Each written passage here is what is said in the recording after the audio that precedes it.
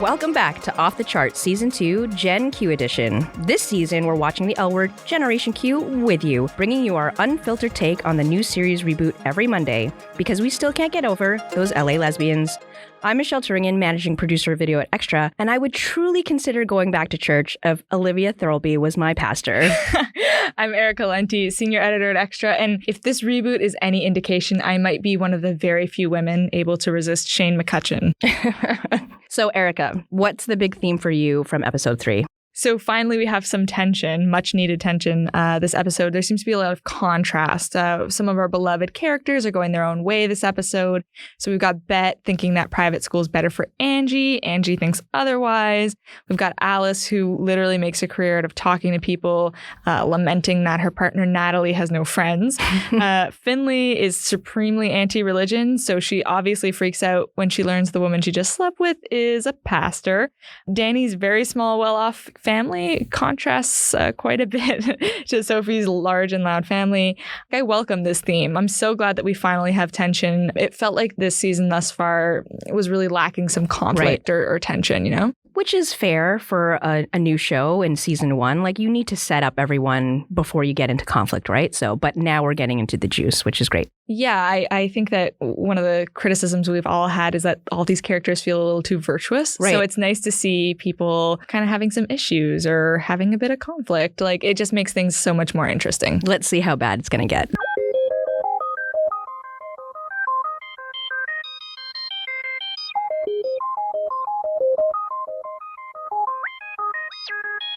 Okay, let's recap. Erica, why don't you tell us what's going on with Dani and Sophie? More red flags, apparently. Dani's father books this walkthrough of a really expensive wedding venue for Dani and Sophie and Sophie's family as well. It's really bougie. I think that Sophie kind of mirrored my feelings here, where she was like super uncomfortable just walking through.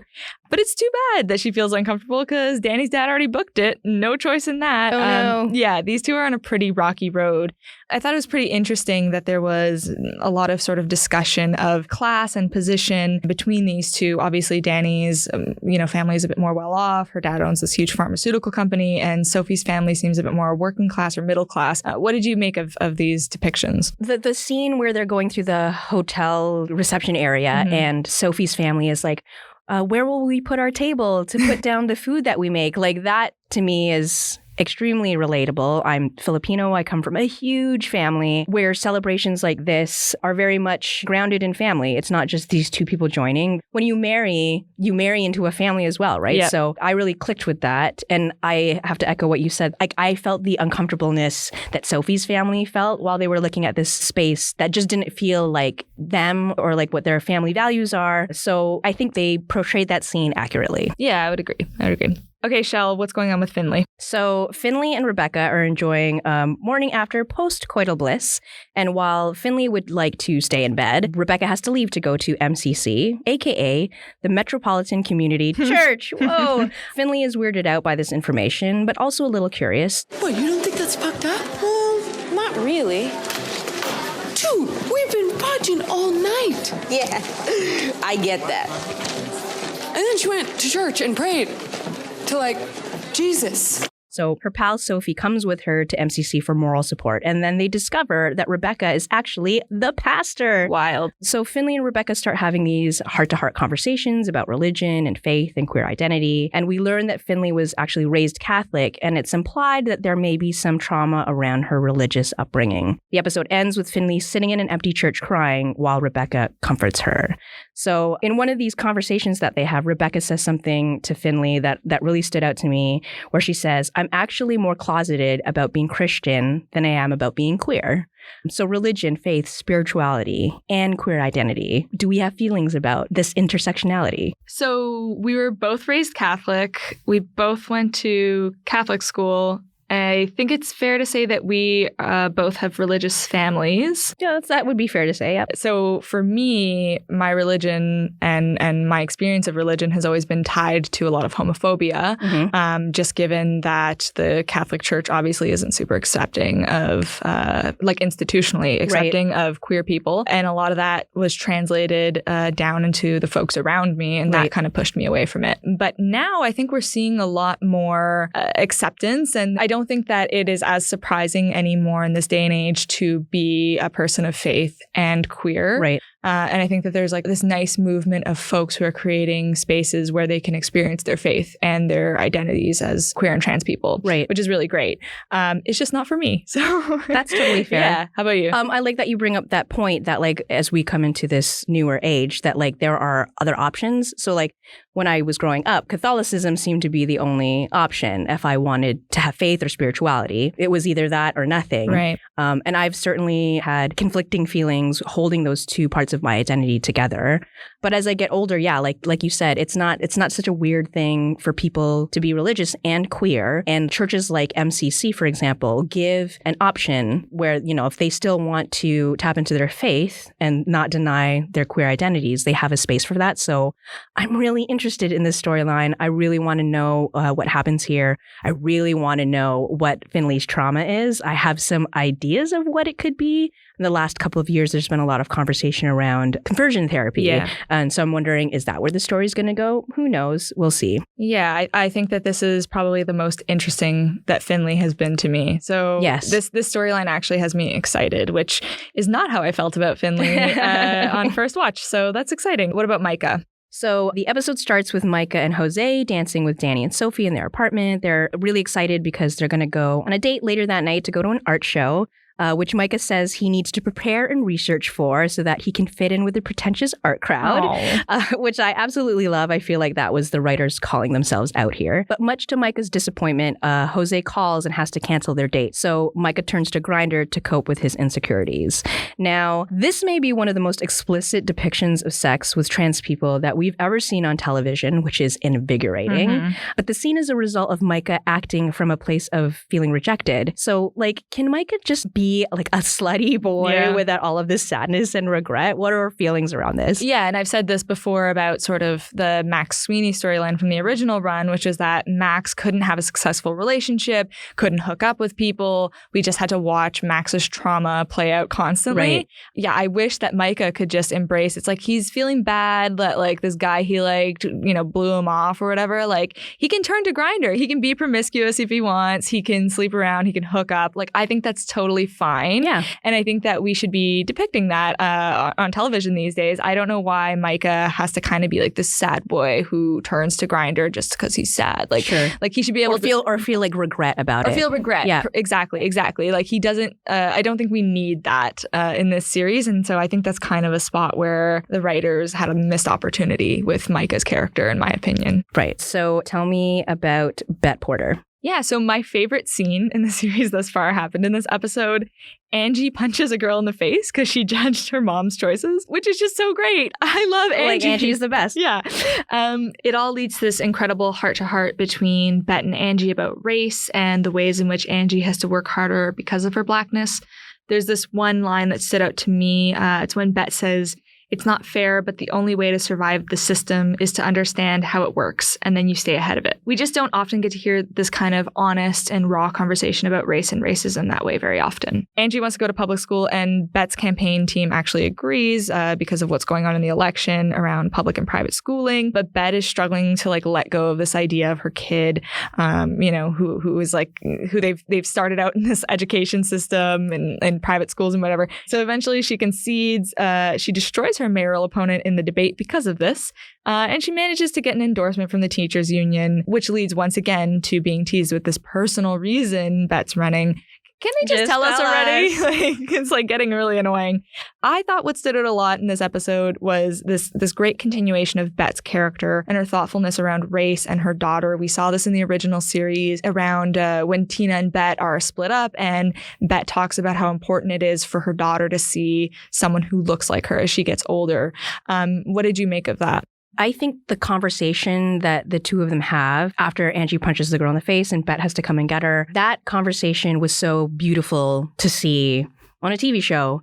I think these are conversations that are happening every single day, but that maybe a lot of people haven't seen or heard. Yeah. So I applaud the writers and the showrunners for really tackling this topic in a really authentic way. I agree. How about Alice? So our fun-loving extrovert Alice is a little concerned when she thinks that her partner Nat has no friends and no social life of her own. Me. So Alice insists that Nat spend more time with her former BFF, who just happens to also be her ex-wife, Gigi. But when Nat and Gigi rekindle their friendship, like whispering during Bette's town hall debate and giggling at inside jokes, Alice begins to wonder if she's made a huge mistake. In fact, Alice tells Sheng, I brought two best friends back together. Two ex-wives. So, Erica, God. I know you have a lot of feelings about this topic. Do.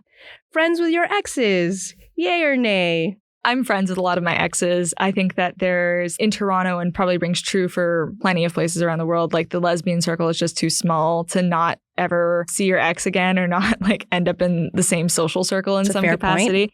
So that helps. But also I think that there's just this sense of intimacy and social connectedness that being part of queer communities lends to these friendships that happen after breaking up. But I don't know if I would rekindle a relationship with an ex-wife who nailed their ring to my door in the middle of the night when I was hooking up with someone else. I don't know if... Go home, Gigi. Are you kidding me? No, that's a hammer. She's returning her wedding ring. I hope you're happy. You were married to that person? Yeah, she's a really great mom. I don't know if Alice made the best decision. What do you think? I mean, I see where Alice is coming from. She loves Nat and she wants her to have a full life, right? And Alice has a social life. She has her friends. She has other things that fulfill her. And she just wants that for her partner, right? So it comes from a good place. But of course, as per Alice, she's not thinking of the other implications of that. So LOL. What's going to happen there? Is a flame going to rekindle there? Is Alice somehow going to get involved? Is going to be a throuple situation? Who knows? Let's wait and see. I actually thought in the last episode that Gigi and Alice had better chemistry together than Nat and Alice. Funnily enough, yes. So, I mean, I'd be okay with a throuple. So tell me what's happening with Sheng. Oh man, Sheng just up and bought a sports bar. It's of course she did. WTF? And she wants Lena, the bartender, to make it shine. Bette thinks this is ridiculous because it is. Yes. But she supports Sheng anyway because she's Bette and she's a good friend. We learn that Sheng is still in love with her wife and gasp, Tina left Bette. Oh my God. Whoa. That's exposed in the whole thing, which is great. Obviously, we can't have gone 3 episodes without Sheng fucking someone. So we're left with Lena throwing herself at a drunk Sheng in her office in typical original L Word style. How do we think Sheng is going to grow from this? I don't see how this is not just regression for her character in which she sits around and is sad because the person she loved is gone or whatever. And then she just sleeps with a bunch of random people. Right. This is very stagnant. I mean, I hope that soon we start getting some more information about the wife or soon to be ex-wife. Yeah. Because I think that will contextualize a lot of things. But without that piece, this is just 10, 15 years ago, Sheng. And I'm over that story. Grow up, Sheng. Come on. You were married.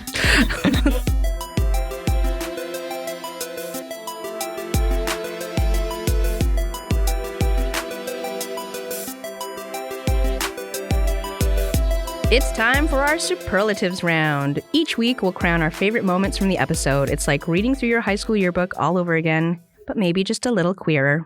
Okay, I'm crowning baddest bitch on the L Word, and I mean the entire series of the L Word. It's Angie fucking Porter-Kennard, dude. Don't mess with her mom. She's gonna punch you in the face. She sure will.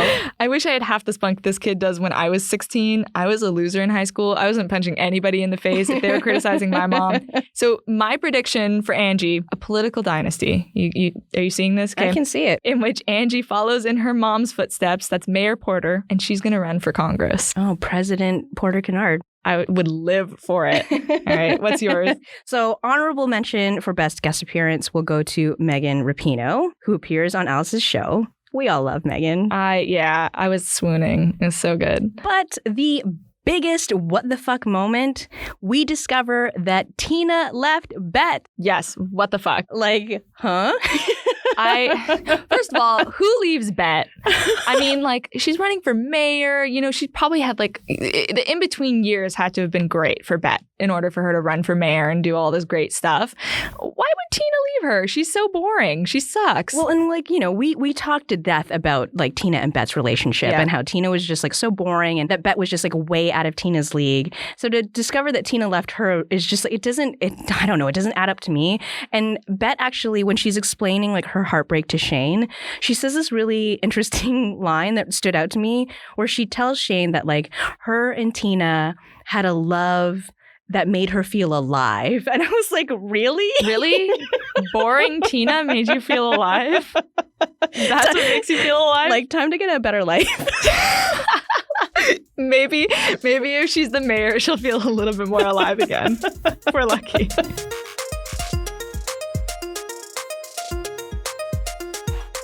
All right, that's it for this episode. Next week, we pick up and perhaps finally learn, is Bette in love with her married fling or what? Stay tuned. I'm Michelle Turingen. And I'm Erica Lenti.